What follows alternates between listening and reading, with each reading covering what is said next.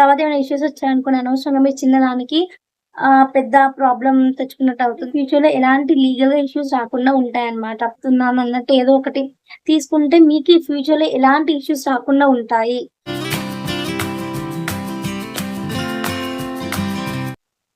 Hello everyone, welcome back to our YouTube channel. ఎలా ఉన్నారు? మీకు చాలా బాగుందండి. ఇవాళ మన వీడియోలో వచ్చేసి బుక్స్‌కి బ్రాండ్ రిజిస్ట్రేషన్ కంపల్సరీయా అనేసి అడుగుతున్నారండి ఒక పర్సన్ అయితే. ఏంటి అంటే బుక్స్‌కి బ్రాండ్ రిజిస్ట్రేషన్ అనేది ఒకవేళ కంపల్సరీ అని ఆన్‌లైన్ ప్లాట్‌ఫామ్స్‌లో కొన్నిట్లో చూయించకపోయినా కూడా మీరు బ్రాండ్ రిజిస్ట్రేషన్ అనేది చేసుకోవడమే బెటర్ అనమాట. ఎందుకంటే ఇన్ కేస్ మీకు ఫ్యూచర్‌లో లీగల్‌గా ఏ ఇష్యూస్ రాకుండా ఉంటాయి.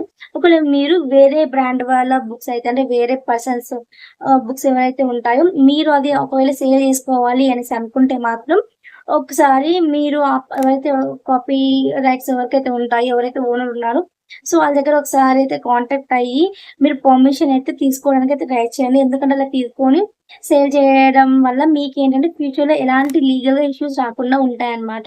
ఒకవేళ మీరు ఎలాంటి పర్మిషన్ తీసుకోకుండా సేల్ చేసినట్లయితే ఇన్ కేస్ మీకు ఫ్యూచర్‌లో ఏవైనా ఇష్యూస్ అనేవి రావడానికి ఛాన్సెస్ ఉంటాయి. కాబట్టి ఒక బుక్స్ పైన మీరు ఏవైతే సేల్ చేయాలనుకుంటున్నారో, ఆ బుక్స్ పైన వాళ్ళ డీటెయిల్స్ అనేది ఏదో ఒకటి మెయిల్ ఐడీయో, మొబైల్ నంబరు లైక్ ఏదో ఒకటైతే ఉంటుంది. సో, ఒక్కసారైతే మీరు వాళ్ళని కాంటాక్ట్ చేసి ఏదో ఒకటి పర్మిషన్ తీసుకోవడానికైతే ట్రై చేయండి. సో, ఏమంటే బ్రాండ్ ఆథరైజేషన్ లెటర్ అనేది ఉన్నా లేకపోతే అట్‌లీస్ట్ వాళ్ళ దగ్గర ఒక చిన్న నోట్ లాగా ఓకే. నేను పర్మిషన్ ఇస్తున్నాను అన్నట్టు ఏదో ఒకటి తీసుకుంటే మీకు ఫ్యూచర్‌లో ఎలాంటి ఇష్యూస్ రాకుండా ఉంటాయి. ఎందుకంటే ఇప్పుడు ఒకవేళ సేల్ అయిన రోజులు బానే నడుస్తుంది. తర్వాత ఏమైనా ఇష్యూస్ వచ్చాయనుకోండి అనవసరంగా మీరు చిన్నదానికి పెద్ద ప్రాబ్లమ్ తెచ్చుకున్నట్టు అవుతుంది కాబట్టి ఒక్కసారి అయితే ట్రై చేయండి.